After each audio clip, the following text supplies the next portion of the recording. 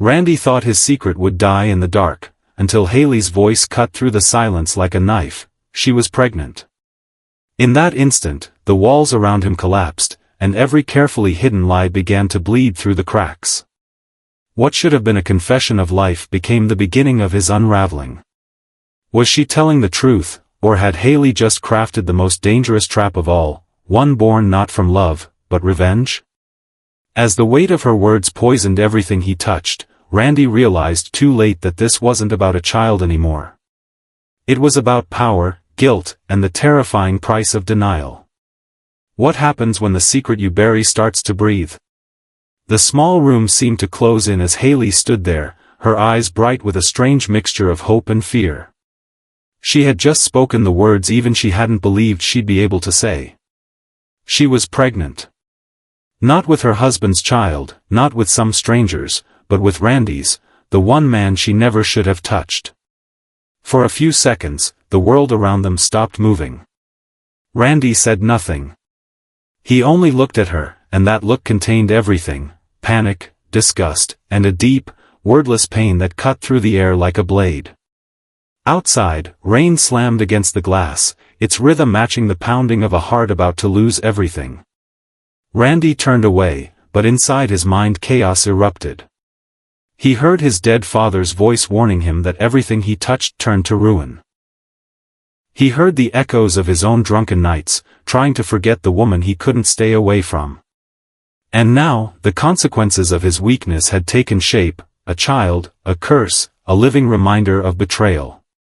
He wanted to believe Hayley was lying, that it was just another one of her manipulations, but her eyes didn't shake, her voice didn't falter. The truth was too clear, too cruel. In his mind, questions came in waves. What would he lose if this got out? His career, his reputation, the fragile stability he'd fought to rebuild, all could vanish because of one reckless mistake. But the greater terror wasn't what he would lose, it was Hayley herself. He knew what she was capable of, how she turned vulnerability into a weapon. Love, for her, had never been about devotion, it had always been a transaction. He had once thought he could control her, but as he stared into her eyes now, he saw something he'd never seen before, something cold, deliberate, and almost inhuman. Hayley didn't cry or beg. She simply stood there, hands resting on her stomach as if protecting something far beyond herself. Randy's fear didn't hurt her anymore, it empowered her. For the first time in her life, she had control. The child, whether blessing or burden, was her leverage. She knew Randy would never admit it publicly, but he would never be free of it either. From that moment on, guilt would be his shadow, following him through every decision, every breath. Yet power cuts both ways. Alone in her dark apartment, Hayley began to feel the weight of what she'd done. Was she truly pregnant? Did she want the child, or did she only want to keep Randy close, to punish him for trying to leave? Each thought twisted deeper, sharper. She remembered his scornful eyes, the way he always looked at her as though she were something broken, something to use and discard. She couldn't bear to let him win. Randy's paranoia grew by the day. He hired private investigators, dug into her past, tried to uncover proof that she was lying. But every lead dissolved into smoke, every answer only led to more questions. The more he tried to escape, the deeper he sank. Hayley had become his obsession, his living nightmare. At night, he would wake to the sound of a baby crying somewhere in the darkness, only to realize he was alone. The fear was no longer about Hayley, it was about himself. He saw what he was becoming, and he hated it. Hayley, meanwhile, withdrew from the world. She stopped appearing in public, stopped taking calls. Rumors spread, some said she was ill, others that she was hiding something. When Randy tried to contact her, there was only silence. And silence, he learned, was far more dangerous than confrontation. Then, one night, he received an envelope in the mail. Inside was a grainy ultrasound image. Beneath it, written in uneven handwriting, were the words, "Your child is growing." No threats. No demands. Just a chilling reminder that she still had power. Randy unraveled. He drank too much, stopped showing up for work, stared at the walls as if they were closing in. He thought about running away, but there was nowhere to go. The ghost of what he'd done followed him everywhere. He couldn't decide what was worse, the possibility that the child was real, or that it wasn't. As for Hayley, the power that once gave her strength began to consume her. She could no longer tell truth from deceit. The pregnancy had become both her shield and her prison. Every time she looked at her reflection, she saw a woman she didn't recognize, a woman who had traded love for vengeance. She realized too late that no one could love a person who thrived on pain, and the life growing inside her, real or imagined, had become her punishment. Their story devolved into a quiet war, a battle fought in shadows. Randy tried to erase the truth, Hayley tried to expose it. He feared disgrace, she feared being forgotten. There was no victory to be had, only two people slowly destroying themselves under the weight of their own lies. Then, one day, Hayley vanished. No goodbye, no trace. Weeks later, Randy received a call from an unlisted number. On the other end was nothing but faint breathing, then silence. A month after that came another envelope. Inside was a photo of a newborn baby staring directly at the camera, eyes wide and unblinking. No name, no note, just a single handwritten line, "Everything has a price." Randy sat in the dim light, the photo trembling in his hands. He didn't know if it was real, or if this was Hayley's final act of revenge.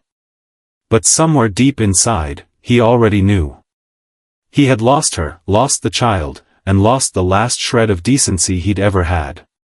The worst punishment wasn't being destroyed by another person, it was realizing that he had become the very thing he feared most. And in the echoing silence of that realization, one question refused to die: did the child ever truly exist, or was it simply the universe's cruel way of making him face the life he tried to escape? The wind howled against the glass as if trying to break through the silence Randy had built around himself. The photo of the baby still sat on the table, its edges curling under the dim light, staring at him like a question he could never answer. Days had blurred into nights, and nights into a kind of waking nightmare where the difference between memory and reality no longer mattered. He had stopped eating, stopped sleeping, stopped pretending he was in control. Everything around him, the house, the job, the people, had started to dissolve, leaving only the echo of one voice, Hayley's. Her name was no longer a person, but a haunting. It crawled under his skin, filled every space that guilt had left empty, and reminded him of what he had done. He told himself that the photo was fake, that Hayley had set this up to destroy him. But the longer he stared at the child's eyes, the less certain he became. There was something too precise about the face, something that reflected him in a way no manipulation could fake. The thought made his chest tighten until breathing felt impossible. If the child was real, it meant he had abandoned more than Hayley, he had abandoned a life that would never know his name, a child condemned to grow up in the shadow of his cowardice.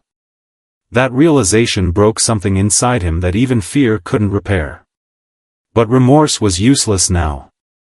Hayley was gone. The world had swallowed her whole and left no trace, no body, no confirmation, only whispers. Some said she had fled overseas. Others claimed she had ended her life in a place where the ocean could take her quietly. Randy didn't believe any of them.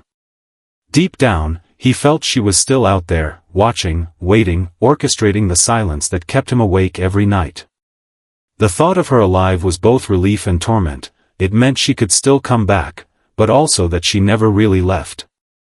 In the following weeks, Randy tried to make amends in the only way he could, by disappearing too. He withdrew from the company, sold his assets, severed every connection that once tied him to the man he used to be. But redemption is not found in isolation, it's a debt that can't be paid in silence. And silence was all he had left. The more he ran, the clearer it became that Hayley had won. Not through revenge or exposure, but through the emptiness she left behind. Every decision he made was still dictated by her absence, every breath still shared with her ghost.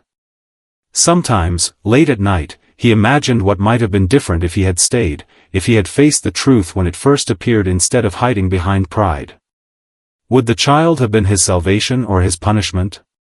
Would Hayley have forgiven him, or would she have destroyed him anyway? The questions chased him endlessly, circling like vultures waiting for his last ounce of guilt to die. But guilt, unlike fear, doesn't fade, it roots itself deep inside, feeding on the pieces of humanity that still try to survive. Months later, a letter arrived with no return address. Inside was nothing but a single sheet of paper and a hospital wristband.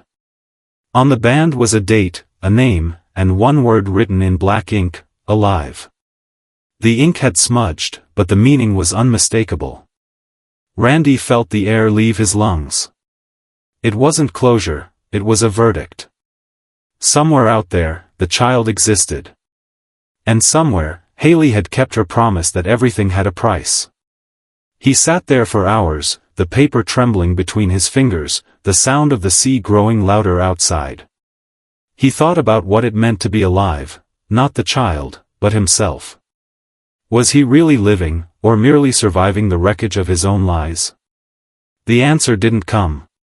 Only the wind did, rattling the windows like a warning he was too broken to understand. By the time morning came, the table was empty. The letter was gone, the photo too. Only the faint smell of salt and the echo of the tide remained. Maybe Randy had finally gone to find her. Maybe he had gone to find himself. Or maybe he simply followed the only thing left that still connected them, the guilt that neither death nor distance could wash away.